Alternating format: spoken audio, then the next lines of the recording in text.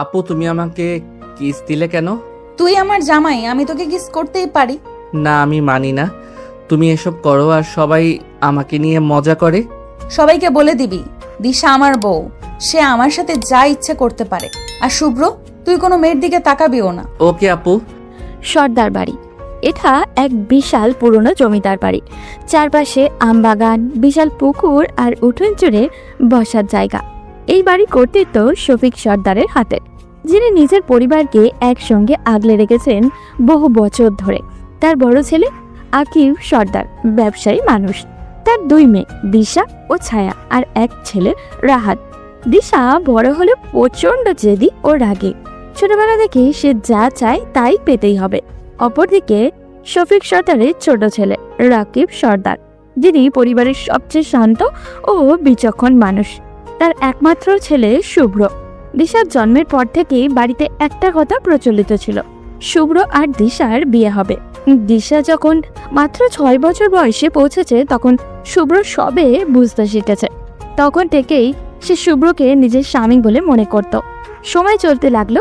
দিশার বয়স এখন 10। দিশার বয়স যখন 10 আর শুভ্রের 5.5। একদিন বিকেলে বাড়ির উঠোনে খেলা করছিল ছোট্ট দিশা। শুভ্র কিছু ছেলে মেয়েও খেলছিল। হঠাৎ শুভ্র এক মেয়ের হাত ধরে টান দিয়ে হাসতে হাসতে বলল, তুই আমার দলে থাকবি। দিশা দূর থেকে সেটা ভ্রু কুঁচকে ফেলল।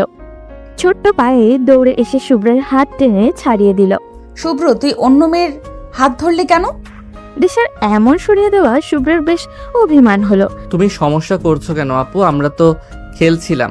তুই খেলবি, কিন্তু শুধু আমার সাথে। অন্য কারোর সাথে তোকে আমি খেলতে দিব না। শুভ্র, চলে আয় এখান থেকে। বলি দিশা শুভ্রকে টেনে সেখান থেকে বাড়ির ভিতরে নিয়ে এলো। এরপর থেকে দিশা শুভ্রকে সব সময় আগলে রাখত। কেউ শুভ্রের পাশে বসলে তার সাথে বেশি কথা বললে দিশার মেজাজ গরম হয়ে যেত। শুভ্র অভ্যস্ত হয়ে গেছিল দিশার এই অভ্যাসের সাথে। বয়স বাড়ার সাথে সাথে দিশার অধিকারবোধও বেড়ে গিয়েছিল। শুভ্র তখন ক্লাস 9 আর দিশা ইন্টার শেষ করবে। একদিন বিকেলে ছায়া আর শুভ্র উঠোনে বসে গল্প করছিল। দিশা ঘর থেকে বের হয়ে দেখে শুভ্র হাসি মুখে ছায়ার সাথে গল্প করছে। তারপরেই এক ঝটকায় এসে শুভ্রর কানের নিচে চিমটি কাটল। শুভ্র, তুই কি ভুলে গেছিস তোর জায়গা কোথায়? দিশার এমন ব্যবহারে শুভ্র হতবাক হয়ে বলল, কি হয়েছে দিশা আপু?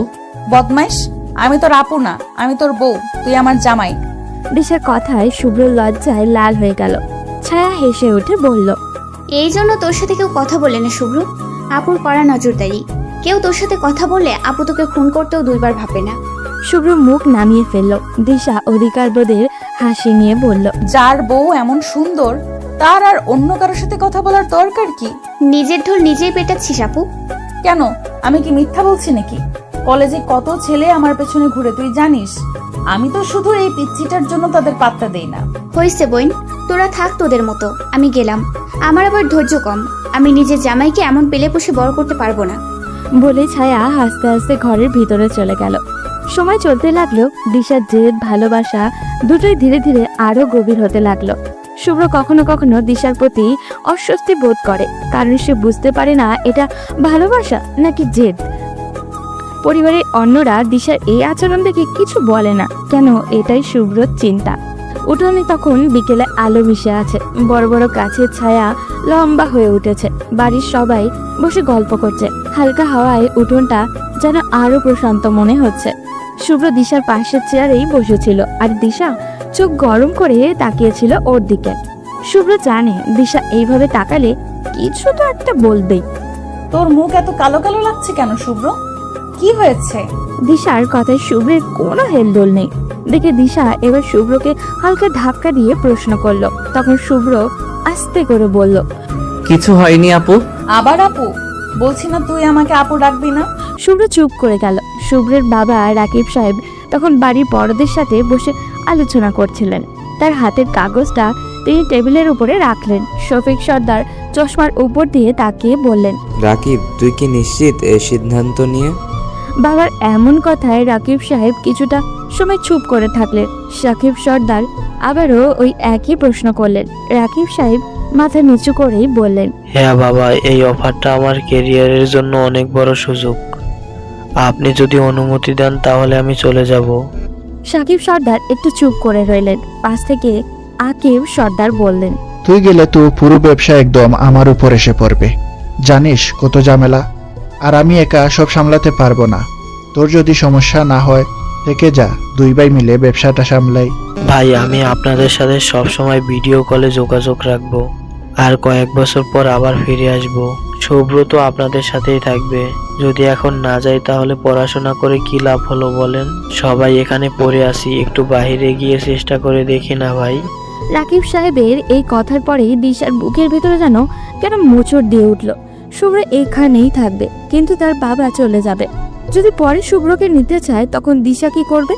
ওদিকে তার দাদু শফিক সর্দার কিছুক্ষণ চুপ করে থেকে রাকিব সাহেবকে বললেন, ঠিক আছে, তোর যখন যাওয়ার এত ইচ্ছা তাহলে যা, বিদেশে গিয়ে বদলে যাস না যেন।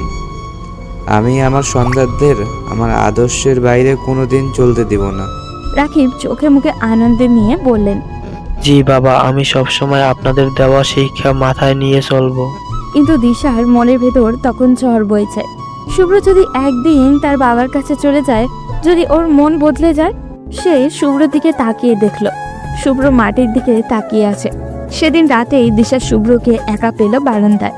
শুভ্র চাঁদের দিকে তাকিয়েছিল। শুভ্রকে দেখে মনে হলো মন ভালো নেই, তাই দিশা শুভ্রকে পিছন থেকে জড়িয়ে ধরে বলল, শুভ্র, তুই কষ্ট পাচ্ছিস? হঠাৎ কেউ পিছন থেকে ধরায় শুভ্র একটু চমকে গিয়ে বলল, আপু, তুমি আবার শুরু করলে। আমি জানি তুমি কালকের ঘটনায় রেগে আছো। আমি রেগে নেই পাগল, আমি তো ভয়ে আছি। কিসের ভয়? আমার একটাই ভয়, তুই যদি একদিন বিদেশে চলে যাস, আমাকে যদি অন্য কেউ পেয়ে যায়। শুভ্র কিছু বলল না। সে জানে দিশা যা ভাবছে তা হয়তো সত্যিই হতে পারে, কিন্তু এটাই বাস্তবতা। দিশা অনেক কিছু বলতে চেয়েও বলল না। সে জানে পরিবারের সবাই চায় শুভ্র এখানে থাকুক, কিন্তু সে যদি শুভ্রকে আটকায় তাহলে সবাই তাকে নিয়ে হাসাহাসি করবে। অতপর রাকিব সাহেব 1 মাস পর বিদেশে চলে যান এবং শুভ্র আস্তে আস্তে বুঝতে পারে দিশার মনের ভেতরে তার প্রতি সত্যিকারের টান কতটা গভীর। দেখতে দেখতে 1 বছর কেটে গেছে। রাকিব সাহেব এখন বিদেশের প্রতিষ্ঠিত একজন কর্মকর্তা। প্রথমে তিনি একা গেলেন, এখন তার পরিকল্পনা বদলেছে। তিনি চান তার স্ত্রী এবং ছেলে শুভ্রকেও তার কাছে নিয়ে যাবেন। সর্দার বাড়িতে তখন দুপুরের খাওয়া দাওয়ার সময়। সবাই একসাথে বসে আছে, কিন্তু খাবারের টেবিলের পরিবেশ অস্বাভাবিক রকমের শান্ত। শফিক সর্দার কিছুক্ষণ চুপচাপ থেকে বললেন, রাকিব, তোর সত্যিই এটা কি চূড়ান্ত সিদ্ধান্ত? শফিক সর্দারের কথায় সেই গভীরতা হয়তো কেউ লক্ষ্য করতে পারেনি। ভিডিও কলের আশেপাশে থাকা রাকিব সর্দার তখন মাথা নিচু করে বললেন, জি বাবা, আমি অনেক ভেবেচিন্তে সিদ্ধান্ত নিয়েছি। শুভ্র ওখানে কি করবে? ও যদি এখানে এসে ভালো একটা ভবিষ্যৎ তৈরি করতে পারে তাহলে মন্দ কি? রাকিব সর্দারের কথা বাড়ির কারোরই তেমন পছন্দ হলো না, কিন্তু বাড়ির পুরুষ মানুষদের উপরে মহিলারা কথা বলতে পারেন না, তাই তারা চুপ ছিলেন। এবার আকিব সর্দার বলে উঠলেন, কিন্তু রাকিব, আমরা তো চাচ্ছিলাম শুভ্র আমাদের কাছেই থাকুক। ও এই পরিবারের ছেলে, এই পরিবারের ভবিষ্যৎ তো ওকেই সামলাতে হবে। রাকিব সর্দার ভাইয়ের কথা শুনে এবার একটু চিন্তিত হয়ে পড়লেন। ভাই, আমি জানি আপনাদের জন্য এটা কঠিন, কিন্তু আমি চাই আমার ছেলে বড় কিছু করুক। ওখানে ভালো কিছু করার মতো সুযোগ নেই। সবার মুখ তখন থমথমে। শফিক সর্দার ভালো করেই বুঝতে পারছিলেন তার ছোট ছেলে বিদেশে গিয়ে অনেক পরিবর্তন হয়ে গেছে। বড় বড় ব্যবসা, আধুনিকতা দেখে এখন গ্রামের এই জিনিসগুলো তার কাছে সামান্য মনে হচ্ছে। তিনি চুপচাপ একটা দীর্ঘশ্বাস ফেললেন। দিশা এতক্ষণ চুপ ছিল, এবার আর নিজেকে ধরে রাখতে পারল না। ও হাতে থাকা পানির গ্লাসটা টেবিলের উপরে ঠাস করে রেখে ফোনের দিকে তাকিয়ে বলল, চাচ্চু, আপনি এসব কি বলছেন? শুভ্র কোথাও যাবে না। রাকিব সর্দার সহ সবার মুখ কালো হয়ে গেল। হয়তো মেয়ে মানুষের বড়দের সামনে এমন কথা বলা পছন্দ হয়নি ওনার। দিশার মা তাকে চোখের ইশারায় থামতে বললেন, কিন্তু দিশা পাত্তাই দিল না।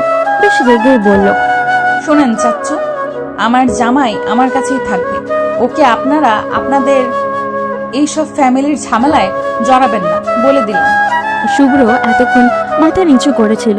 দিশার এই কথায় একটু অস্বস্তিতে পড়ে গেল। সে দিশার কাছে গিয়ে আস্তে করে বলল, আপু, তুমি এইভাবে বলছো কেন? তুই চুপ কর, তোর সাথে আমি পরে কথা বলবো।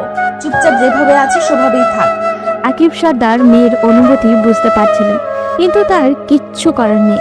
সেজন্য তিনি গম্ভীর গলায় বললেন, দিশা, এসব নিয়ে বাড়াবাড়ি করিস না। সবার নিজস্ব একটা চাহিদা থাকতেই পারে। কি বাড়াবাড়ি করছি আব্বু? শুভ্র যদি চলে যায় তাহলে আমি কি করব? ফোনের ওপাশে রাকিব সাহেব একটু হেসে বললেন, দেখ দিশা মা, তুই তো জানিস শুভ্র সবসময় তোকে ছোট থেকে দেখে এসেছে। তোমাদের সম্পর্কটা অন্যরকম, কিন্তু জীবন তো কারোর জন্য থেমে থাকবে না, তাই না? আর শুভ্রকে আরো বড় হতে হবে, পরে আমরা তোর বিষয়টা দেখব। আমি কিচ্ছু জানি না, শুভ্র কোথাও যাবে না। এই বলে দিশা চেয়ারে ঠেলে উঠে চলে গেল। শুভ্র তাকিয়ে রইল তার যাওয়ার দিকে। সেদিন রাতে শুভ্রের ঘরের জানালার পাশে দাঁড়িয়েছিল দিশা। শুভ্র কিছু বলতে যাবে এমন সময় দিশা শুভ্রের হাত ধরে বলল, শুভ্র, তুই যদি সত্যি সত্যি বিদেশে চলে যাস, আমি কিন্তু তোকে ছেড়ে দেব না। তোকে কিছু করতে না পারলে আমি নিজের ক্ষতি করব। দিশার এমন অসহায় কণ্ঠ শুভ্র এই প্রথম শুনল। মেয়েটা যে ভিতর থেকে একদম ভেঙে পড়েছে তা বোঝার মতো জ্ঞান শুভ্রের এখন আছে। শুভ্র ধীরে ধীরে বলল, আপু, তুমি সবকিছু এত সিরিয়াসলি নিও না। আমি যাব মানে এই নয় যে আমি ফিরে আসব না। আমি তো সেই তোমার কাছেই ফিরে আসব। তুই জানিস না আমি তোর জন্য কতটা সিরিয়াস। তুই বিদেশে গিয়ে যদি কোনো বিদেশি মেয়ের সঙ্গে সম্পর্কে জড়াস, তাহলে কিন্তু আমি ওখানে গিয়ে তোকে খুঁজে বের করব। এরপর তোকে খুন করে আমিও মরবো। দিশার এমন পাগলামির কথা শুনে শুভ্র একটু হেসেই বলল, আপু, তুমি তো জানো না আমি কেমন। আমি কি ওরকম কিছু করতে পারি? না, জানি না, তোর উপর আমার বিশ্বাস নেই। শুভ্র কিছুটা গাল ফুলিয়ে দিশার কথায় দিশা সেটা বুঝতে পেরে শুভ্রের কাছে গেল। এরপর শুভ্রকে নিচের বুকের সাথে শক্ত করে চেপে ধরে বলল, তুই শুধু আমার, আর কারো হতে পারবি না। দিশার এমন শক্ত করে চেপে ধরেছে যেন ছেড়ে দিলেই শুভ্র হারিয়ে যাবে। শুভ্র একটু লজ্জা পেয়ে বলল, আপু, তুমি এমন করছো কেন? আমার তো লজ্জা লাগে। দিশা একটু হেসে শুভ্রের গাল ধরে বলল, কারণ তুই আমার জামাই, আমি তোকে কারোর সাথে ভাগ দিব না। শুভ্র একটু লজ্জা পেয়ে নিচের দিকে তাকালো, কিন্তু সে জানতো এই সম্পর্কটা এত সহজে শেষ হবে না। অতঃপর পরিবারের চাপে দিশা বাধ্য হয়ে শুভ্রকে বিদেশে যেতে দিতে রাজি হলো। যাওয়ার সময় দিশার সে কি কান্না! শুভ্র মন থেকে যেতে চাইছিল না, কিন্তু তার হাতে যে কিছুই করার নেই। সময় তো চলমান, সে তার ধারাবাহিকতা গতিতেই চলতে থাকে। কারোর জন্য তার থেমে থাকার সুযোগ নেই। 10 বছর পর সর্দার বাড়িতে সময় বদলে গেছে। এক সময় যে বাড়িতে নানান কোলাহল ছিল, এখন সেখানে অনেকটাই নিরাপত্তা। শফিক সর্দার এবং তার স্ত্রী মারা গেছেন প্রায় 5 বছর আগে। তাদের মৃত্যুর সময়ও রাকিব সাহেব ও শুভ্রের কোনো খোঁজ পাওয়া যায়নি।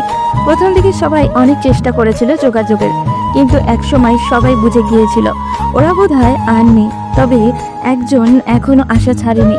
সে আর কেউই নয়, সে হলো দিশা। এই 10 বছরে সে শুধু বয়সে বড় হয়নি, দায়িত্বেও বড় হয়েছে। ছোটবেলায় যে দিশা রাগী আর জেদি ছিল, সে এখন পুরো গ্রামের দায়িত্ব কাঁধে তুলে নিয়েছে। তার বাবা আকিব সর্দারের সঙ্গে মিলে গ্রামের নানান সমস্যার সমাধান করছে। যে কোনো দরিদ্র কৃষকের সমস্যা হোক, ও জমির ঝামেলা হোক, ও গ্রামের কারোর অসুখ, সবাই আগে এসে দিশার কাছেই জানায়। সেই এখন গ্রামের আইন আদালতের চেয়েও বড় ভরসা। কেউ তাকে সর্দার কন্যা বলে ডাকে, কেউ আবার আমাদের দিশা আপা। কিন্তু যত সফলতাই আসুক, দিশার মন থেকে শুভ্রের স্মৃতি এক মুহূর্তের জন্য মুছে যায়নি। প্রতিদিন রাতে যখন সবাই ঘুমিয়ে পড়ে, তখন দিশা আলমারির পুরনো ড্রয়ার খুলে তার ভিতরেই আছে শুভ্রের কয়েকটা ছবি, তার ছোটবেলার জামার একটা বোতাম, একটা পুরনো চিঠি যেখানে শুভ্র ছোটবেলায় লিখেছিল, আপু, আমি তোমার জামাই হতে পারবো না। আমাকে আর জামাই বলে ডাকো না, আমার অনেক লজ্জা লাগে। তুমি বরং আমাকে তোমার বডিগার্ড বানাতে পারো, তোমার পাশে পাশে থাকবো। জামাইকে তো মানুষ মারে না, তুমি আমাকে থাপ্পড় মারো, তাহলে জামাই হব কি করে? দিশা ওই চিঠিটা হাতে নিয়ে হাসে, আবারও চোখের কোণায় পানি চলে আসে। এই পাগল, কোথায় হারিয়ে গেলি তুই? এত স্বার্থপর কি করে হতে পারলি? তুই কাছে থাকলে দেখতি আজকাল আমি কান্না লুকাতে পারি, অভিমান হলেও হাসতে পারি, কষ্ট হলেও কাউকে বুঝতে দেই না। আমি আর আগের দিশা নেই। সত্যি আমি বড় হয়ে গেছি নিজেরই অজান্তে, কিন্তু তোর প্রতি আমার অনুভূতি সেটা কখনোই শেষ হবে না। শুভ্র, ফিরে আয় না প্লিজ।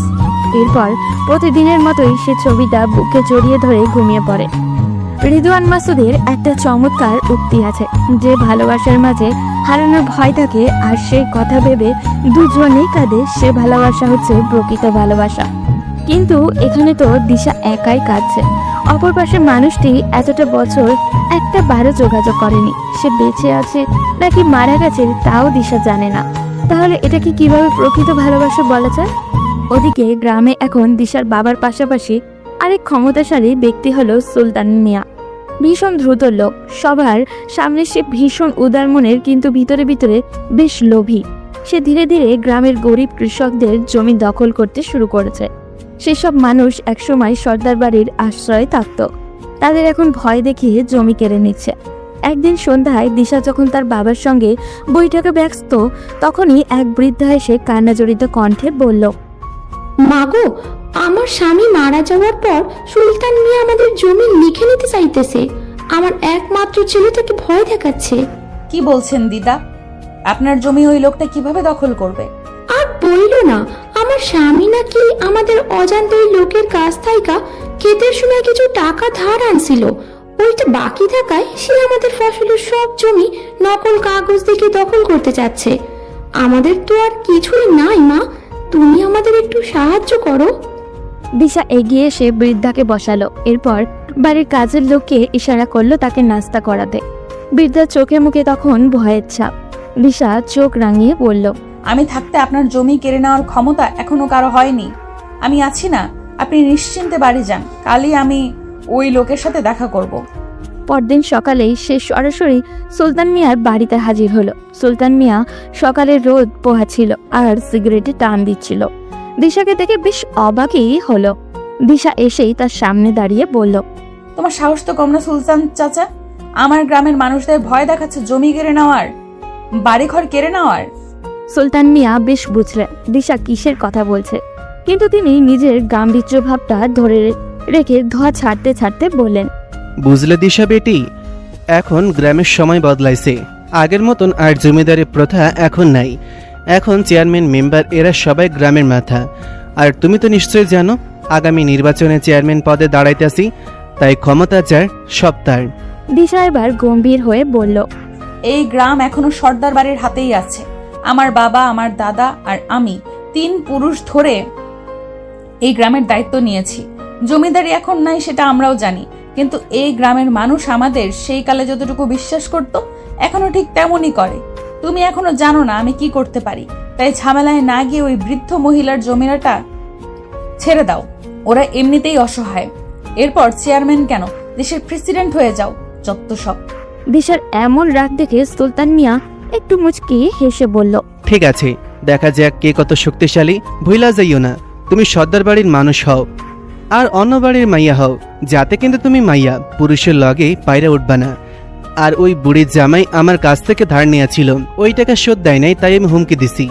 দিশা তখন তার পাশে থাকা কাজের লোকের দিকে ইশারা করতে কাজের ছেলেটা একটা ব্যাগ হাতে ধরিয়ে দিল।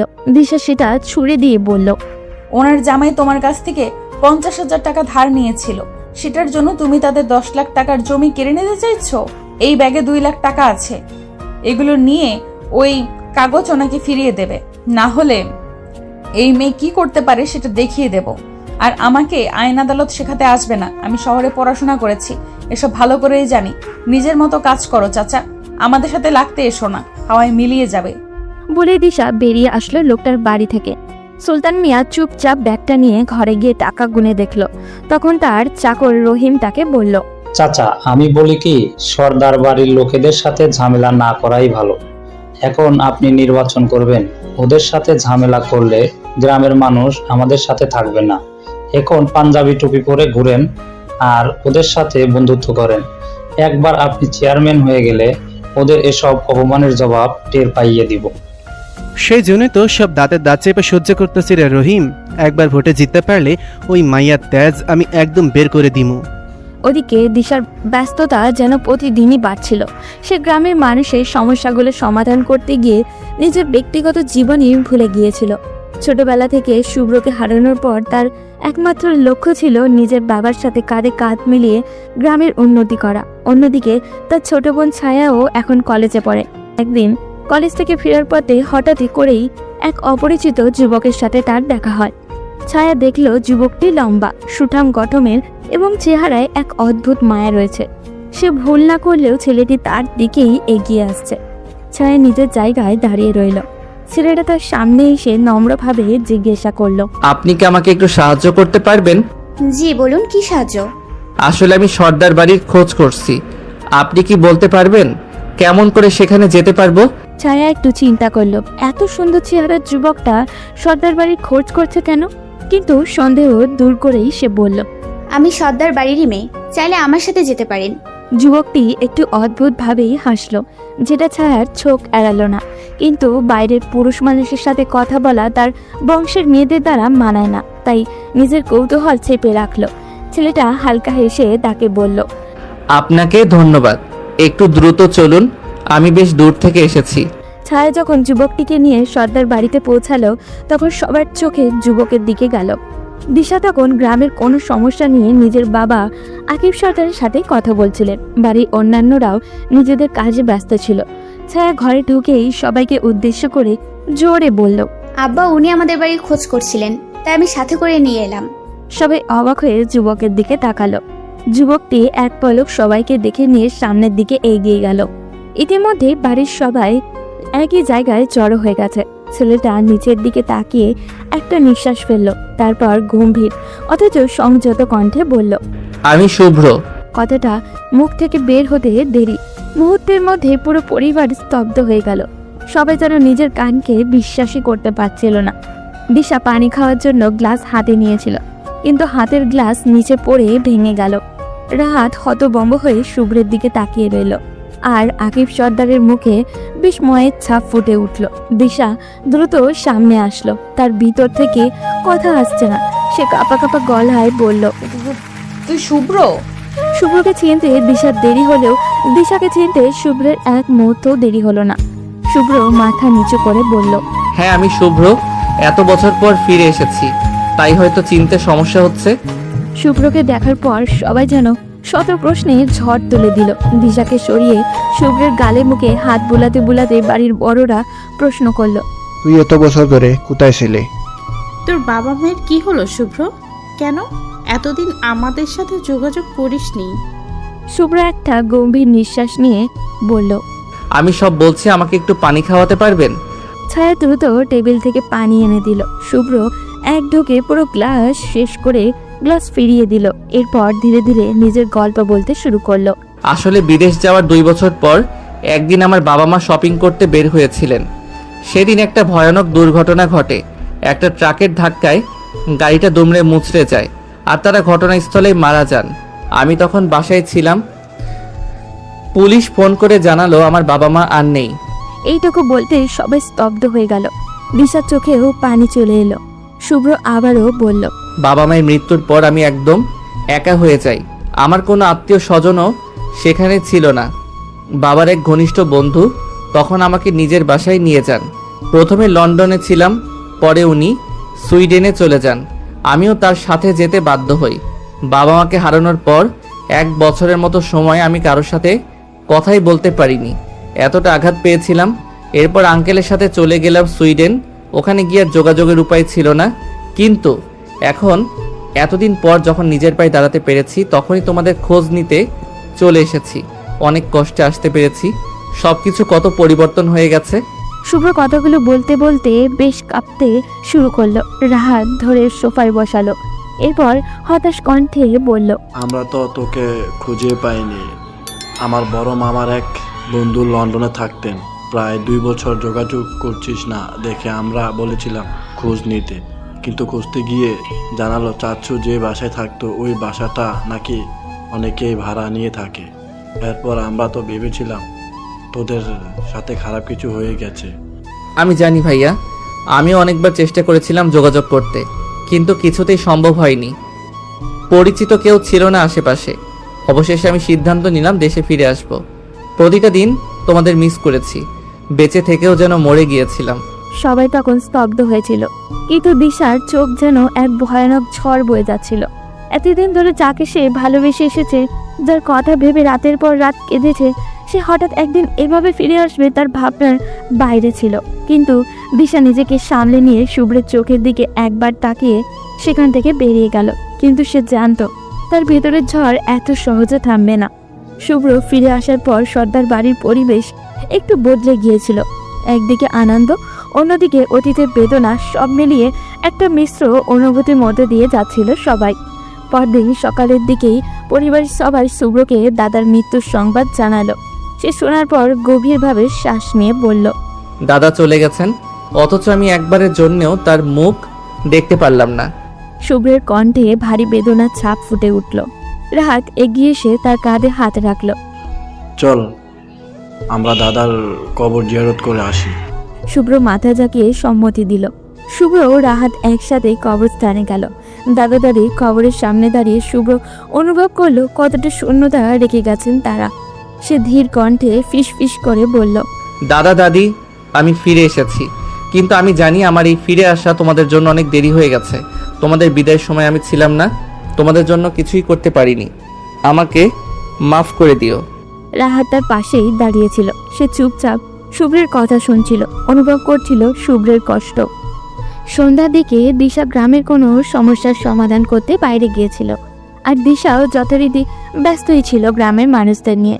শুভ্র অপেক্ষা করছিল দিশার সাথে কথা বলবে বলে, কিন্তু দিশা যখন বাড়িতে ফিরল, শুভ্র এগিয়ে এসে বলল, দিশা আপু, আমি তোমার সাথে একটু কথা বলতে চাই। দিশা এক মুহূর্তের জন্য থমকে দাঁড়ালো, কিন্তু পরক্ষণেই মুখ ঘুরিয়ে চলে যেতে লাগলো। শুভ্র তার পথ আটকে বলল, দিশা আপু, আমাকে একবার সুযোগ দাও। তোমাকে আমি কত বছর পর দেখছি, অথচ তুমি একবারও আমাকে কিছু বলছো না। তোমার শাসন, আমার প্রতি অধিকার বোধ, সব আমি মিস করছি।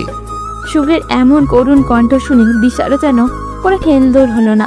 সে ঠান্ডা গলায় বলল, আমার এখন এইসব নিয়ে ভাবার সময় নেই শুভ্র। আমি এখন গ্রামের মানুষদের নিয়ে ব্যস্ত। তুই বরং নিজের জায়গায় ফিরে যা, ওখানে তোর একটা উজ্জ্বল ক্যারিয়ার পড়ে আছে। শুভ্র একটু হতাশ হলো। যে মানুষটা তাকে এতটা ভালোবাসতো, তার হঠাৎ এমন পরিবর্তন কিভাবে মেনে নিবে শুভ্র? কিন্তু সে সহজে হার মানার পাত্র না। সে বলল, আমি জানি তোমার অভিমান হয়েছে। তুমি ছোটবেলায় আমাকে যেভাবে আগলে রাখতে, সেটা কি ভুলে গেছো? দিশা এবার একটু হেসেই ফেলল, কিন্তু সেই হাসির মধ্যে ছিল তীব্র তাচ্ছিল্য, যেটা শুভ্রকে আরো হতাশ করলো। দিশা একটু থেমে শুভ্রকে বলল, শুভ্র, ছোটবেলায় আমরা সবাই কত কিছুই না করতাম, কিন্তু সেসব তো আবেগের বশে ছিল। এখন আমি এসব নিয়ে ভাবি না। এখন আমার ভাবনার জায়গা শুধুই এই গ্রাম আর এখানকার মানুষ। তুই বরং নিজের জীবন নিয়ে ভাব, ওসব ভুলে যা। শুভ্র হতভম্ব হয়ে গেল। সে তো এত আশা নিয়ে এসেছিল যে দিশা হয়তো পুরোনো দিনের মতো তাকে আঁকলে রাখবে, তাকে ভালোবাসবে, কিন্তু সে বুঝতে পারলো দিশা বদলে গেছে। শুভ্র গভীরভাবে দিশার চোখের দিকে তাকালো। দিশার চোখে অভিমান লুকিয়েছিল, কিন্তু সে সেটাকে প্রকাশ করতে চাইছিল না। শুভ্র ধীরে ধীরে বলল, ঠিক আছে, যদি তুমি চাও তাহলে আমি তোমাকে বিরক্ত করব না। তবে একদিন তুমি নিজেই বুঝবে তুমি এখন যা বলছো সেটা সত্যি না। তুমি আগের মতোই আমাকে ভালোবাসো। দিশা কিছু বলল না, সে শুধু শুভ্রকে পাশ কাটিয়ে চলে গেল। শুভ্র দীর্ঘশ্বাস ফেলে দাঁড়িয়ে রইল। সে বুঝতে পারল দিশা হয়তো মুখে কিছু বলছে না, কিন্তু তার হৃদয়ে এখনো পুরনো অনুভূতিগুলো জমে আছে, একটু ধুলো জমা আবেগের মতো। শুভ্রের ফিরে আসার পর সর্দার বাড়ির পরিবেশ একদমই বদলে গেছে। পরিবারের সবাই তাকে আপন করে নিয়েছে। রাহাত, ছায়া, চাচা চাচি সবাই তাকে আগের মতোই ভালোবাসতে শুরু করেছে। কিন্তু দিশা, সে যেন সম্পূর্ণ অন্যরকম। দিশা এখন গ্রামের মানুষদের সমস্যার সমাধানে এতটাই ব্যস্ত যে শুভ্রের ফিরে আসা তার কাছে কোনো ব্যাপারই নয়। শুভ্র সহজে হার মানাচ্ছিলও নয়। সে ঠিক করলো যেভাবেই হোক দিশার অভিমান ভাঙাবে। সকালবেলা দিশা গ্রামের সেই বৃদ্ধ মহিলার জমির কাগজ, যেটা সুলতান মিয়া ফিরিয়ে দিয়েছিল, সেটা ঠিক করতেই গিয়েছিল ভূমি অফিসে। শুভ্র পিছু নিল। দিশা দেখেও না দেখার ভান করে কাজ সেরে যখন ফিরে আসছিল, তখন শুভ্র পিছন পিছন আস্তে আস্তে পড়ল। এই যে দিশা ম্যাডাম, আমাকে একটু শেখাও না কেমন করে গ্রামের মানুষদের সাহায্য করো, আমি একটু করি। দিশা কোনো উত্তর না দিয়ে সামনে হাঁটতে থাকলো। শুভ্র একটু এগিয়ে এসে তার পাশে হাঁটতে হাঁটতে বলল, তুমি এখনো আমার উপর অভিমান করে আছো, তাই না? দিশা এবার দাঁড়িয়ে রাখি চোখে শুভ্রের দিকে তাকালো। শুভ্র কিছুটা ভয়ও পেল, নিজেকে সামলেও নিল। দিশা তখন বেশ রাগী কণ্ঠে বলল, তোর কোনো কাজ নেই? সারা দিন আমার পেছনে লেগে থাকবি? যা নিজের কাজ কর। দিশার সেই চিরচেনা রাগী কণ্ঠ শুনে শুভ্র মুচকে হেসে বলল। আমার এখন একটাই কাজ, তোমার অভিমান ভাঙানো। দিশা আর কিছু বলে মুখ ফিরিয়ে চলে গেল, কারণ এই ছেলের সাথে কথা বললে তার কেমন অস্বস্তি লাগে। বাড়ি ফিরে সবার সাথে শুভ্রকে আগের মতোই মিশে যেতে দেখে দিশার অজানা এক আনন্দ হলো। কেন হলো সেটা সে নিজেও জানে না, তবে তার ভালো লাগছে। পরের দিন গ্রামের স্কুলের জন্য নতুন বিল্ডিং তৈরির ব্যাপারটায় দিশা ব্যস্ত ছিল। শুভ্র আবার গিয়ে হাজির হলো সেখানে। দিশা শুভ্রের দিকে পুরো কুচকে তাকাতেই শুভ্র হেসে বলল। দিশা আপু, আমি কি কোনো সাহায্য করতে পারি? দিশা এবার সহ্য করতে না পেরে বলল, উফ শুভ্র, তুই কি আমার পেছনে লেগেই থাকবি সারাদিন? আমার কাছ থেকে কেন বুঝিস না? অবশ্যই, যতক্ষণ না তুমি আমাকে আবার তোমার জামাই বলে ডাকবে, আবার আগের মতো শাসন করবে, ততক্ষণ আমি এভাবেই তোমার পিছু লেগে থাকবো। দিশার চোখে রাগে লাল হয়ে উঠল। সে রাগে শুভ্রের হাত ধরে টান দিয়ে কাছে নিয়ে আসলো। এরপর শুভ্রের শার্টের কলার শক্ত করে চেপে ধরে পড়ল। তুই কি ছোটবেলার কথা মনে করিয়ে আমাকে আবেগে ভাসানোর চেষ্টা করছিস? এটা আর হবে না। আমি এখন বড় হয়েছি, আবেগ নিয়ে ভাবার সময় নেই আমার। তাই ভালোই ভালোই বলছি, আমার পিছু ছেড়ে দে। দিশা রাগে শুভ্রের যেন কিছুই হলো না। সে উল্টে মজা পেয়ে বলল, যদি আগের মতো আবেগ নেই, তাহলে এই যে তুমি এত রাগ করো, এটা কিসের জন্য? দেখো কত লোক দাঁড়িয়ে আছে, তাদের কোনো রাগ দেখাচ্ছ না। দিশা কোনো কথা না বলে শুভ্রকে এক চড় বসিয়ে দিল। শুভ্র কালে হাত দিয়ে দাঁড়িয়ে রইল। দিশা তখন রাগে কাঁপতে কাঁপতে বলল, একদম মাথার উপর উঠবি না। আর একবার আমার কথার অবাধ্য হলে বুঝবি আমি কি করতে পারি।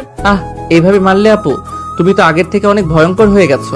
যদি আবার আমার পেছনে আসিস তাহলে আরো মার খাবি। শুভ্র একটু ভয় পেয়ে মুচকে হাসল। এরপর দিশার থেকে কিছুটা দূরে এসে বলল, দিশা আপু, এখন আমার সত্যি মনে হচ্ছে তুমি আমার উপর অভিমান করে এই থাপ্পড়টা মেরেছো, কিন্তু ভালোবাসা আগের মতোই আছে। দিশা কিছু না বলেই চলে গেল, কিন্তু শুভ্র দেখলো তার চোখে পানি চিকচিক করছিল। শুধু দিশা বাদে সবাই শুভ্রকে নিজের করে নিয়েছে। ছায়া তো একদম খুশিতে আত্মহারা। সে শুভ্রকে নিয়ে সব সময় মজা করে। রাতে রাহাত, ছায়া, শুভ্র একসাথে বসে আড্ডা দিচ্ছিল। তখন ছায়া হেসে বলল, শুভ্র তুই বিদেশ থেকে এসে এত মিষ্টি হয়ে গেছিস, কি বলবো। সত্যি নাকি? ও, তোমার জন্য চকলেট এনেছিলাম, নিবে? ছায়া খুশি হয়ে বলল, কি বলিস? নিশ্চয়ই নিব, জলদি দে, চকলেট আমার খুব পছন্দ। চকলেট তো এই বাড়ির আরো একজনের খুব পছন্দের, কিন্তু সে তো এখন আমার সাথে কথাই বলতে চায় না। রাহাত তখন শুভ্রের কাছে এসে হেসে বলল, শুভ্র, দিশা আপুর থেকে সাবধান।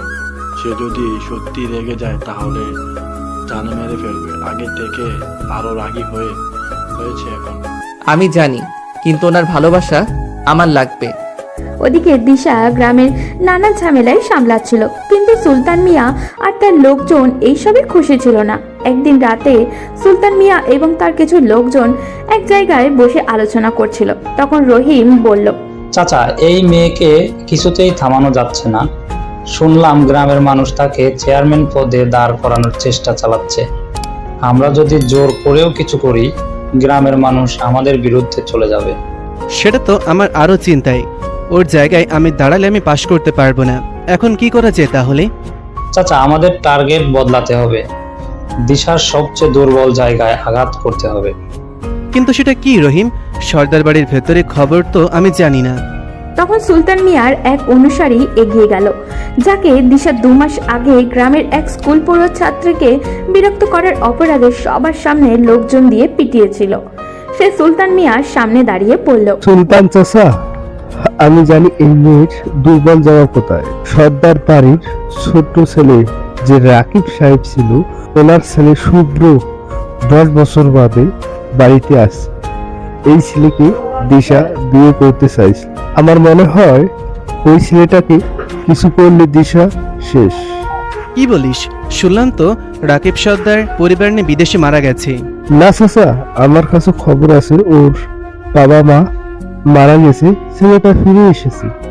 আজকে গ্রামের দোকানে দেখলাম রাহাতের সাথে বসে চা খাচ্ছিল। তাহলে তো ওই ভালো মেয়েকেই সরাতে গেলে বিপদ। কিন্তু ছেলেটা যে নতুন এসেছে ওর তো কোনো ক্ষমতা নেই, আর গ্রামের ঝামেলাও বুঝে না, ওকে দিয়ে কিছু করতে হবে। চাচা, এই ছেলেকে অপহরণ করলে কেমন হয়? এসব কথা জোরে বলতে হয় না পাগলা, কাজটা কালকে রহিমকে নিয়ে সেরে ফেল, তোর জন্য ভালো একটা বকশিস আছে। বলে সুলতান মিয়া চড়া হাসি দিল। পরের দিন শুভ্র গ্রামের বাজারের দিকে বের হয়েছিল। হালকা বাজারঘাট সেরে ফেরার পথে হঠাৎ কিছু ছেলে তার পথ আটকালো। শুভ্র তাদের চিনে না। তখন তাদের মধ্যে থাকা একজন বলল, এই যে ভাই, একবার আসেন, একটু সাহায্য লাগবে। শুভ্র সহজ সরলভাবে তাদের ডাকে সাড়া দিল। কি হয়েছে ভাই, বলুন কি সাহায্য লাগবে? শুভ্র এগিয়ে যেতেই ছেলেগুলো আচমকাই শুভ্রের চারপাশ ঘিরে ফেলল। শুভ্র বুঝে ওঠার আগেই তার মাথায় আঘাত করা হলো। এরপর সবকিছু অন্ধকার হয়ে গেল। ওদিকে বিকেল গড়িয়ে সন্ধ্যা হলেও শুভ্রের কোনো খোঁজই ছিল না। সাধারণত সে ছায়া রাহাতদের সঙ্গে গল্প করত কিংবা দিশার পেছনে লেগে থাকতো, কিন্তু আজ তো কোথাও নেই। ছায়া চিন্তিত হয়ে দিশার কাছে ছুটে এলো। দিশা আপু, শুভ্র কোথায়? দুপুরের পর থেকে তো তাকে দেখছি না। দিশার বুক কেঁপে উঠল। সে মুখে কিছু বলল না। ভিতরে অজানা ভয় দানা বাঁধতে শুরু করলো তার। দ্রুত বেরিয়ে পড়ল শুভ্রকে খোঁজার জন্য। সন্ধ্যার মধ্যে দিশা পুরো গ্রাম চষে ফেললো। শুভ্র কোথাও নেই। হঠাৎ বাজারের এক ফল বিক্রেতা বলল, শুভ সাহেবকে সকালে দেখলাম আমার কাছ থেকে পেয়ারা কিনলো। এরপর কয়েকটা ছেলে এসে তাকে ডেকে নিয়ে গিয়েছিল, তারপর আর দেখিনি। দিশার মাথায় রক্ত চড়ে গেল। তার বুঝতে বাকি নেই যে তার সাথে শত্রুতা করে পেরে না উঠে শুভ্রের পিছনে কেউ লেগেছে। কিন্তু কে সে? দিশা অস্থির হয়ে প্রশ্ন করলো, চাচা, কে ছিল তারা? কোথায় নিয়ে গেছে? কিছু দেখেছেন? না গোমা, তাদের তো চিনি না, তবে ছেলেগুলোর বেশি বয়স ছিল না। দিশা ফিরে আসলো। রাত গভীর হতে থাকলো, কিন্তু শুভ্রের কোনো খোঁজ মিলল না। দিশা দাঁতে দাঁত চেপে বলল, আমার শুভ্রের কিছু হলে আমি কাউকে ছাড়বো না। রাহাত, ছায়া, আকিব সর্দার সবাই চিন্তিত হয়ে পড়ল। এই প্রথমবার দিশার চোখে ভয় দেখা গেল। আকিব সর্দার সবাইকে নিয়ে থানায় গেলেন। পুলিশও তাদের সাথে খুঁজতে শুরু করলো। ওদিকে শুভ্রের যখন জ্ঞান ফিরল তখন চারপাশে শুধু ঘুটঘুটে অন্ধকার। মাথাটা প্রচন্ড ঝিমঝিম করছিল ওর। তার হাত পাও শক্ত দড়ি দিয়ে বাঁধা, মুখে কাপড় গুজে দেওয়া হয়েছে। সে নড়াচড়া করতে চাইলো কিন্তু কিছুতেই পারছিল না। আলোর ক্ষীণ আভায় বুঝতে পারলো এটা একটা পুরনো পরিত্যক্ত গুদাম ঘর। আশেপাশে ফিস ফিস করে কেউ কথা বলছে। রহিম ভাই, অপহরণ তো করলাম, কিন্তু এখন কি করা যায়? কিছুদিন আটকে রাখি, এরপর চাচা বললেই ওকে উপরে পাঠিয়ে দেব। ছেলেগুলোর কথা শুনে শুভ্রের মনের ভিতরে অজানা আশঙ্কা দানা বাঁধতে লাগলো। ওদিকে এক রাতেই দিশা পুরো গ্রামে মাথায় তুলে ফেললো। রাহাত, ছায়া আর দিশার রাগ দেখে হতবাক হয়ে গেল। গ্রামের মানুষও টের পেল কিছু একটা বড় ঘটনা ঘটেছে। এই প্রথমবার দিশাকে এতটা রাগী দেখলো সবাই। দিশার নির্দেশে গ্রামের সবাই পাহারা বসালো। পুলিশ গ্রাম থেকে শহরে যাবার রাস্তার সিসিটিভি ফুটেজ চেক করতে শুরু করলো, কিন্তু কিছুই পেল না। তার মানে ওরা শুভ্রকে গ্রামেই রেখেছে। অন্যদিকে শুভ্র হাত পা বাঁধা অবস্থায় অনেক কষ্টে উঠে বসলো। ছেলেগুলো চলে গেছে। সে একবার চোখ বন্ধ করে নিঃশ্বাস নিল। এরপর পালানোর রাস্তা খুঁজতে শুরু করলো। শুভ্র নিজের বাঁধা হাতে আস্তে আস্তে ঘষতে লাগলো চেয়ারের হাতলের সাথে। ঘষতে ঘষতে এক সময় একটু ঢিলা হয়ে এলো। ঠিক তখনই একটা ছেলে ঢুকলো হাতে খাবার নিয়ে। শুভ্রের সঙ্গে সঙ্গে চোখ বন্ধ করে নিস্তেজ হয়ে পড়ার অভিনয় করলো। ছেলেটা কাছে আসতেই সে আচমকা নিজের বাঁধন খুলে তার পায়ে লাথি মারল। লোকটা ভারসাম্য হারিয়ে পড়ে গেল, আর সেই সুযোগে শুভ্র ছুটে বেরিয়ে গেল। তখন ভোর রাত, ফজরের আজান হচ্ছে চারিদিকে। শুভ্র দৌড়াচ্ছে। পেছন থেকে কয়েকজন লোক তাকে ধাওয়া করেছে। রহিম চিৎকার করে বলল, এই তাড়াতাড়ি ধর শালাকে। শুভ্র গায়ে যত শক্তি ছিল সব দিয়ে ছুটলো, কিন্তু পেছন থেকে একটা লাঠি ছুঁড়ে মারলো রহিম। সেটা পায়ে লাগতেই শুভ্র হুমড়ি খেয়ে পড়ে গেল। সে পড়তেই কয়েকজন মিলে তাকে ধরে ফেললো। রহিম এসে শুভ্রের পিঠে পা দিয়ে চেপে ধরে বলল, তোর সাহস তো কম না, পালানোর চেষ্টা করিস, আয় তোর পালানোর শখ মিটাবো। এই বলে তাকে ঠেলে তুলে গালে থাপ্পড় ঘুষিয়ে মারতে শুরু করলো। ঠিক তখনই তাদের কানে মানুষের দৌড়ে আসার আওয়াজ আসলো। তারা ভয়ে পালানোর চেষ্টা করলো, কিন্তু থানার ওসি চিৎকার করে বলল, এই থামো, কেউ নড়বে না, পালাতে চাইলে গুলি করব। দিশার সঙ্গে পুলিশ আর গ্রামের সাধারণ মানুষ একসাথে দেখে রহিম আর বাকিরা ভয়ে কান্না শুরু করলো। দিশার চোখে তখন আগুন জ্বলছে, হাতে শক্ত একটা লাঠি। দিশা এক মুহূর্ত দেরি না করে ঝাঁপিয়ে পড়লো তাদের উপরে। রাহাতও দৌড়ে এসে কয়েকজনকে মারতে শুরু করলো। তখন ওসি সাহেব তাদের বুঝিয়ে সরিয়ে দিলেন আর রহিম সহ বাকিদের ধরে নিয়ে গেলেন। তখন শুভ্র মাটিতে পড়ে কষ্ট পাচ্ছিল। দিশা ছুটে গিয়ে তাকে ধরে ফেললো। এরপর অস্থির গলায় জিজ্ঞাসা করতে লাগলো, শুভ্র, শুভ্র ঠিক আছিস? শুভ্র এটা দেখে মুচকি হেসে বলল, আমি জানতাম তুমি আমাকে বাঁচাতে আসবে। দিশা কিছু না বলে তাকে তুলে ফার্মেসিতে নিয়ে গেল। সেখানে গিয়ে শুভ্রের হাতে ব্যান্ডেজ করে কিছু ওষুধ নিয়ে বাসায় চলে আসলো। এরপর কয়েকদিন শুভ্রকে সবাই বেশ সেবা যত্ন করে সুস্থ করে তুলল। কিন্তু শুভ্র ভেবেছিল হয়তো দিশা সব ভুলে গেছে। একদিন বিকালে শুভ্র বাসা থেকে বের হতে যাবে, তখন দিশা এসে বাধা দিল। শুভ্র না মেনে বের হতে গেলেই দিশা ড্রয়িং রুমে সবার সামনে শুভ্রের গালে ঠাস করে একটা থাপ্পড় বসিয়ে দিল। রেগে চিৎকার করে বলল, তুই নিজেকে ঠিক কি মনে করিস একটু বলবি? মাথায় কি সামান্য বুদ্ধিটুকুও নেই? এতদিন পর গ্রামে এসেছিস, গ্রামের সব অচেনা জায়গায় এইভাবে নির্দ্বিধায় ঘুরে বেড়ানোর দরকার কি? সেদিন যদি তোর কিছু হয়ে যেত? শুভ্র মাথা নিচু করে রইল। সে জানে দিশার কথা মিথ্যা নয়। দিশা আবারও বলল, গ্রামের পরিস্থিতি তুই জানিস না, আগের মতো সব জায়গায় আমাদের কথা চলে না।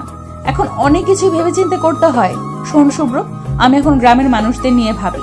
আমার নিজের অনেক ঝামেলা আছে, ওসব ছেড়ে তোর ছেলে মানুষই দেখার সময় আমার নেই। তাই চুপচাপ বাড়িতে বসে থাকবি। খুব দরকার হলে বাড়ির কাউকে নিয়ে বাইরে যাবি। আর বাড়ির সবাইকে বলছি, কান খুলে শুনে রাখো, যদি ওকে কেউ বাড়ি থেকে বের হতে দাও আর ওর কোনো বিপদ হয়, তাহলে সবার আগে যে ওকে পারমিশন দেবে তার শেষ আমি দেখে ছাড়বো। কথাটা বলেই দিশা বাসা থেকে বেরিয়ে গেল। শুভ্র এখনো নিজের জায়গায় মাথা নিচু করে দাঁড়িয়ে আছে। তখন দিশার মা অর্থাৎ শুভ্রের চাচি এসে তাকে বোঝাতে লাগলো। পরদিন বিকালে ছায়া এইরকম জেদ করে শুভ্রকে নিয়ে ঘুরতে বের হলো। হাঁটতে হাঁটতে ছায়া শুভ্রকে নিয়ে তাদের কলেজের দিকে গেল। সেখানে গিয়ে ছায়ার কয়েকজন বান্ধবীর সাথে দেখা হয়ে গেল। ছায়ার বান্ধবী রিমি তখন ছায়াকে বলল, ছায়া, এই হ্যান্ডসাম ছেলেটা কই থেকে এলো? ও আমার চাচাতো ভাই শুভ্র, কয়েকদিন হলো বিদেশ থেকে ফিরেছে। শুভ্র একটু লজ্জায় পেল, কারণ মেয়েগুলো তার দিকে এমন ভাবে তাকিয়েছিল যেন তাকে গিলে খাবে। রিমি নামক মেয়েটা তখন শুভ্রের দিকে হাত বাড়ি দিয়ে বলল, হ্যালো, আমি রিমি, ছায়ার বেস্ট ফ্রেন্ড। শুভ্র মুচকি হেসে মেয়েটার হাত মিলিয়ে দিয়ে বলল, আমি শুভ্র। পরিচিত হয়ে অনেক ভালো লাগলো। আপনি কিন্তু অনেক সুন্দর দেখতে। তাই নাকি? সত্যি বলছি, আপনার মতো সুন্দর আর হ্যান্ডসাম ছেলে এই গ্রামে একটাও নেই। শুভ্র শুধু হাসলো। রিমি তখন ছায়ার কানে কানে বলল, দোস্ত, আমি তো পুরোই ক্রাশ। তুই আমার সাথে ওর একটু সেটিং করিয়ে দে প্লিজ। আরে দূর, তুই জানিস ওকে দিশা আপু ছোটবেলা থেকে পছন্দ করে? আপু জানলে তোকে জীবিত অবস্থায় পুঁতে ফেলবে। কি বলিস দোস্ত? ক্রাশ খেতে না খেতেই ছ্যাঁকা দিয়ে দিলে। কথার এক পর্যায়ে ছায়া লক্ষ্য করলো দিশা এদিকেই আসছে কয়েকজনের সাথে। ছায়ার মাথায় একটা বুদ্ধি আসলো। তবে তুই একটা চেষ্টা করে দেখতে পারিস। শুভ্রের নাম্বারটা নিয়ে নে, কথা বলে ওকে ইমপ্রেস করতে পারলে কাজ হয়ে যাবে। সত্যি বলছিস দোস্ত? রিমি বেশ উৎসাহ নিয়ে শুভ্রের কাছে নাম্বার চাইলো। শুভ্র কিছু না বলে নাম্বার দিয়ে দিল। ততক্ষণে দিশা বেশ কাছে চলে এসেছে। শুভ্র একটা মেয়েকে নাম্বার দিচ্ছে। এই দৃশ্যটা যেন দিশার সহ্য হলো না। দিশার চোখ মুখ লাল হয়ে গেল। সে সোজা বাসায় ফিরে ছায়ার জন্য অপেক্ষা করতে লাগলো। কিছুক্ষণ পর শুভ্র আর ছায়া বাড়িতে ঢুকতেই দিশা ছায়াকে একা ডেকে নিয়ে ছাদে গেল। ছায়া বুঝলো কাজ হয়েছে, কিন্তু সে না বোঝার ভান করে বলল, আপু কোনো দরকার? তুই শুভ্রকে কোথায় নিয়ে গেছিলি? কোথায় নিয়ে যাব? বাইরে ঘুরতে গেছিলাম, আমার কলেজ ওকে দেখিয়ে নিয়ে আসলাম। ঘুরতে নিয়ে গেছিস ভালো কথা, কিন্তু ওখানে তোর বান্ধবীরা ছিল, ওদের সঙ্গে শুভ্রকে নিয়ে কথা বলার কি দরকার? ছায়া একটা দুষ্টু হাসি দিয়ে বলল, আপু তুমি কি জেলাস? ছায়ের কথায় দিশা থতমত খেয়ে গেল। সে নিজেকে সামলে নিয়ে বলল, দেখ, বাজে কথা বলবি না। শুভ্র আমাদের ভাই, সে গ্রামে নতুন এসেছে, তার প্রতি আমাদের একটা দায়িত্ব আছে। তাহলে তুমি নিজে যখন ভাই বলো, তাহলে গ্রামের কোনো মেয়ের সাথে কথা বলে তোমার এত রাগ হয় কেন? আর ওকে বিয়ে দিয়ে এখানেই রাখা হবে, আব্বু কাল আমাকে বলেছে। কি? শুভ্রের বিয়ে মানে? হ্যাঁ, আব্বু নিজেই তো বললো তুমি বিয়ে করছো না এত বলার পরেও।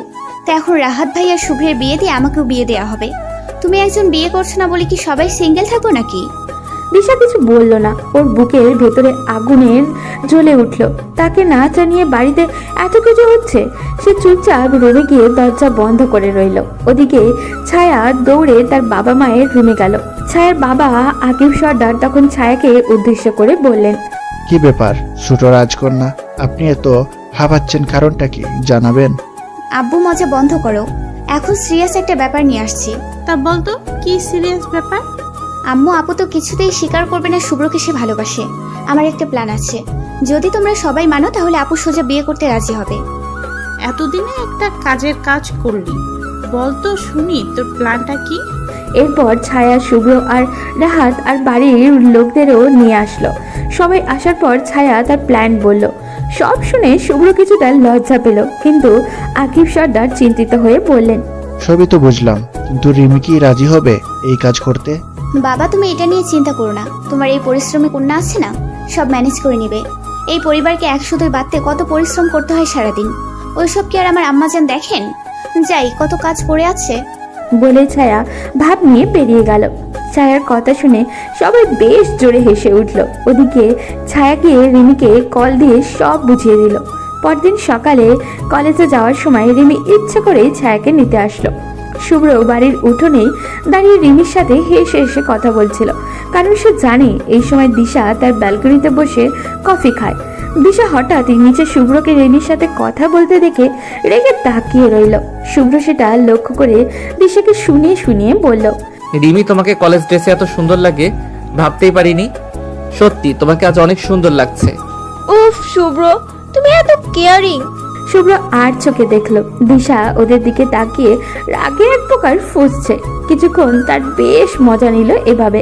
এরপর দিশা রেগে ব্যালকনি থেকে চলে গেল। তারাও হেসে সেখান থেকে চলে গেল। ওদিকে বিকেলে কলেজ শেষ করে ছায়া বাড়িতে ফিরতে দিশা রেগে ছায়ার কাছে গিয়ে বলল, ছায়া শোন, তোর ওই বান্ধবীকে বলবি যেন শুভ্রের আশেপাশে না ঘোরে। কেন আপু? শুভ্র আর রিমি তো শুধু সরাসরি না, ফোনেও কথাও বলে। চুপচাপ আমি যা বললাম তাই কর। আমি এসব জানি না আপু। আব্বু রিমির পরিবারের সাথে কথা বলে ফেলেছে, তাদের বিয়েও নাকি ঠিক করবে খুব তাড়াতাড়ি। এখন তারা কথা বলে আমি বাধা দিতে পারবো না। কি এসব ফাজলামো হচ্ছে এই বাড়িতে? কে কি করেছে কিছুই আমাকে জানানোর প্রয়োজন মনে করে না কেউ। ছায়া কিছু না বলে রুম থেকে বেরিয়ে ড্রয়িং রুমে চলে গেল। দিশাও রেগে পিছন পিছন গিয়ে বেশ জোরে জোরে সবাইকে ডাকতে লাগলো। পরিবারের সবাই দিশার এই প্রতিক্রিয়া দেখে বুঝতে পারল দিশা এখনো শুভ্রকে আগের মতোই ভালোবাসে। তারা সবাই মিলে দিশার সামনে এসে দাঁড়ালো।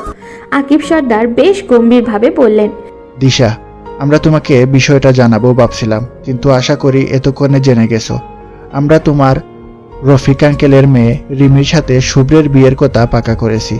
আমাদের পরিবারের নিয়ম অনুযায়ী ঘরোয়া পরিবেশে বিয়েটা সেরে ফেলবো যত দ্রুত সম্ভব, আর বিয়ের পরের দিন বড় করে গ্রামের সবাইকে খাওয়ানোর ব্যবস্থা করব। কিন্তু বাবা, এই বাড়িতে শুভ্রের আগে রাহাত ভাইয়ার বিয়ে দেওয়া উচিত। শুভ্র তো এই কয়দিন হলো বাড়িতে আসছে। এইসব নিয়ে তোমাকে ভাবতে হবে না। রাহাতের সাথে আমার কথা হয়েছে, সে শুভ্রের পরেই বিয়ে করবে। আর শুভ্রের বিয়ে নিয়ে আমি তাড়াহুড়া করছি, কারণ আমি শুভ্রকে গ্রামে রাখতে চাই। আমি চাই না ও আবার বিদেশে গিয়ে আমাদের থেকে দূরে চলে যাক। আমাদের যথেষ্ট শিক্ষা হয়েছে। কিন্তু বাবা। আর কোনো কিন্তু না। শুভ্র আসার পর তোমাকে অনেকবার বলেছি, তুমি শুভ্রের সাথে সব মিটিয়ে নাও, তোমাদের বিয়েটা দিয়ে দেই, কিন্তু তুমি তোমার জেদ নিয়ে পড়ে আসো। এসব করে জীবন চলে না। তোমার ছোট একটা বোন আছে, তারও বিয়ের বয়স হয়েছে। সবকিছু ভাবতে হয় আমাদের। খুব ভালো সিদ্ধান্ত নিয়েছো, আমার আর কি বলার, যা ইচ্ছা করো। দিশা নিজের চোখের পানি ধরে রাখতে পারছিল না, তাই দ্রুত সেখান থেকে রুমে চলে গেল। রুমে গিয়ে দরজা বন্ধ করে ফুপিয়ে কেঁদে উঠল। তার সামনে শুভ্র অন্য একটা মেয়ে হবে সেটা অসম্ভব। সারাটা বিকেল দিশা দরজা বন্ধ করেই ছিল। রাতে সবাই খেতে ডাকলে দিশা থমকে চুপচাপ ফিরে আসলো। সবাই খেয়ে দিয়ে শুয়ে পড়ার পর দিশা আর সহ্য করতে না পেরে শুভ্রের রুমের সামনে এলো। দরজা খোলা দেখে রুমে ঢুকতেই দেখলো শুভ্র কানে হেডফোন গুঁজে মুভি দেখছে। দিশাকে রুমে ঢুকতে দেখে শুভ্র নড়ে চড়ে বসলো। আপু, তুমি এত রাতে আমার রুমে? কেন আসতে পারি না নাকি? তা কেন হবে আপু, তুমি তো আমার সাথে কথাই বলতে চাও না, তাই বললাম। দিশা আস্তে আস্তে শুভ্রের দিকে এগিয়ে আসতে লাগলো। শুভ্র এটা দেখে কিছুটা ভয় পেয়ে গেল। দিশা শুভ্রের উপর থেকে কথাটা ছুঁড়ে ফেলে শুভ্রের পায়ের উপরে বসে গলা চেপে ধরে বলল, তুই ওই রিমির সাথে এত ঘনিষ্ঠ হচ্ছিস কেন? আমাদের বিয়ের কথা চলছে, 2 দিন পরে তাকে আমি বিয়ে করব। এখন কি কথা বলতে পারি না? আমাদের ভবিষ্যৎ পরিকল্পনা নিয়ে আমরা কথা বলতেই পারি, তাতে তোমার সমস্যা কি? শুভ্রের কথা শুনে দিশা রাগে কাঁপতে কাঁপতে রুম থেকে বেরিয়ে গেল। যাওয়ার সময় বলে গেল, অনেক বড় হয়ে গেছিস তাই না? এর শোধ আমি তুলবো, মনে রাখিস।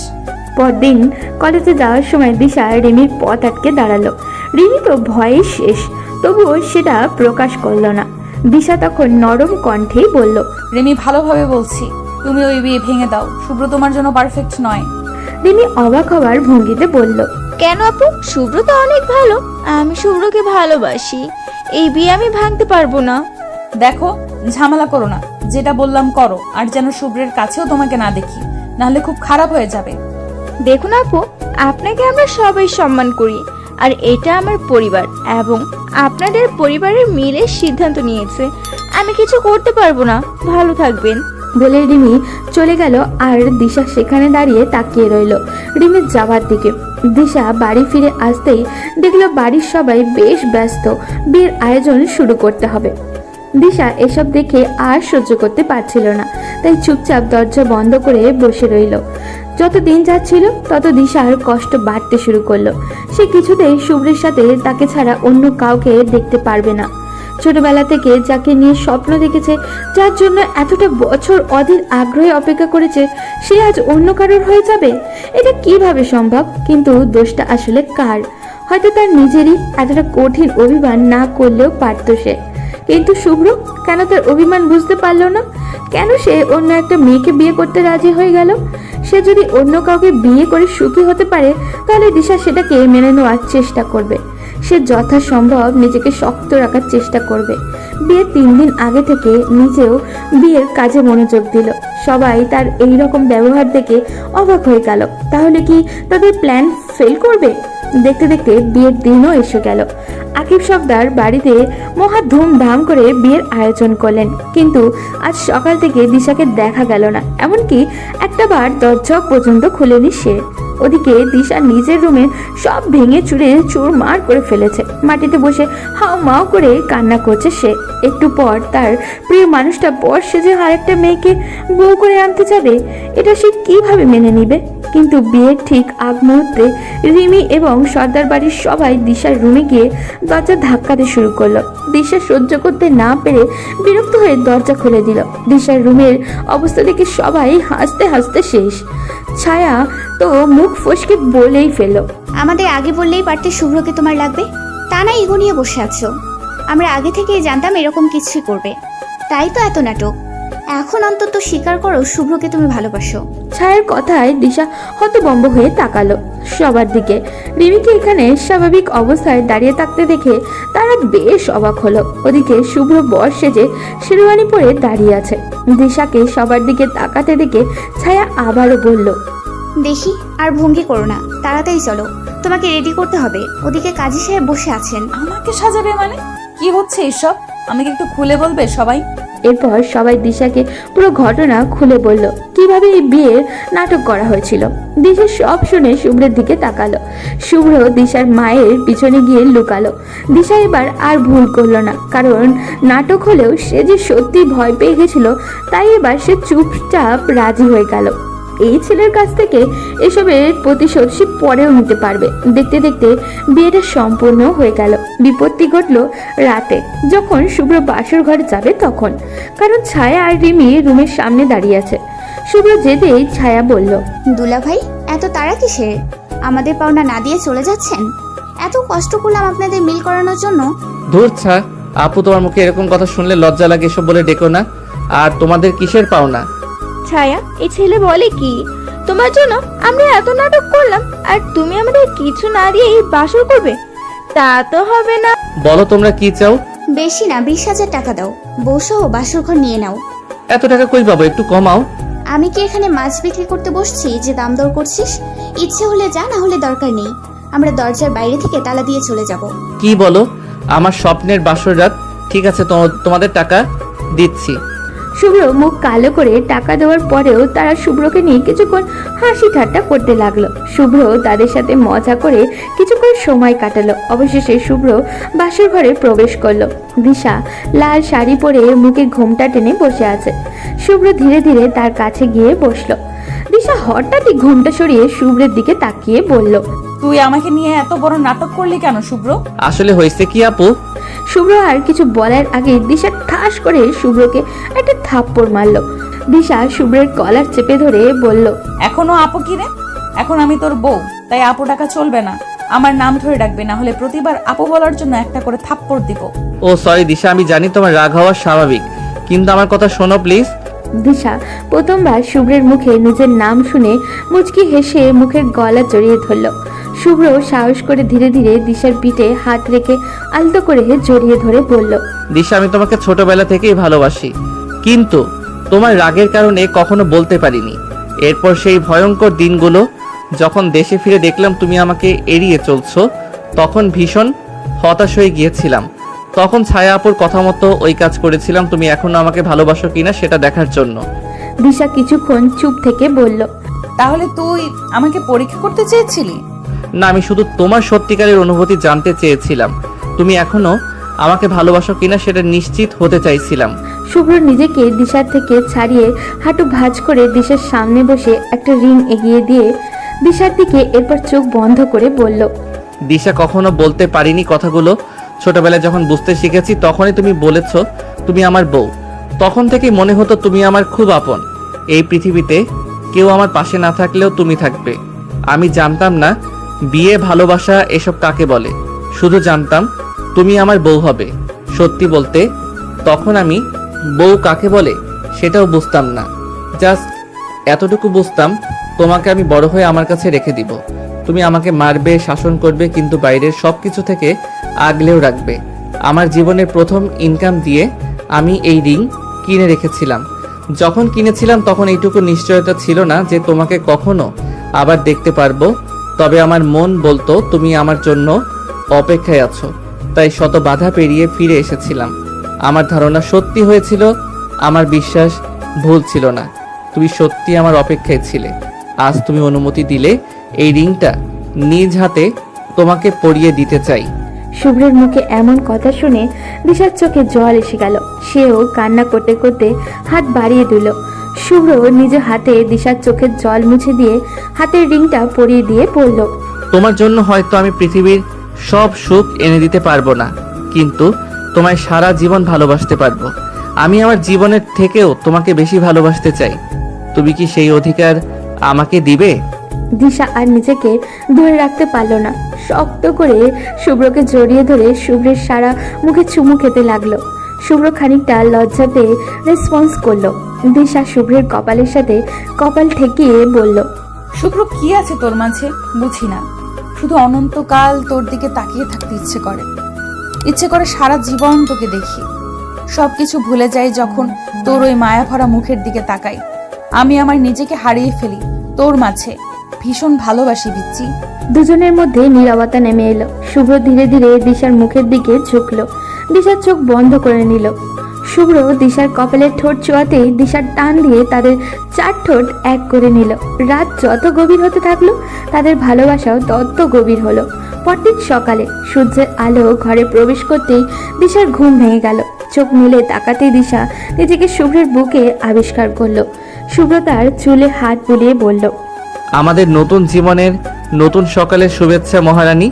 আপনাকেও নতুন জীবনের নতুন সকালের শুভেচ্ছা মহারাজ। দুজন উঠে ফ্রেশ হয়ে নিচে নামলো। আকিব সর্দার পুরো গ্রামের মানুষকে দাওয়াত করলেন।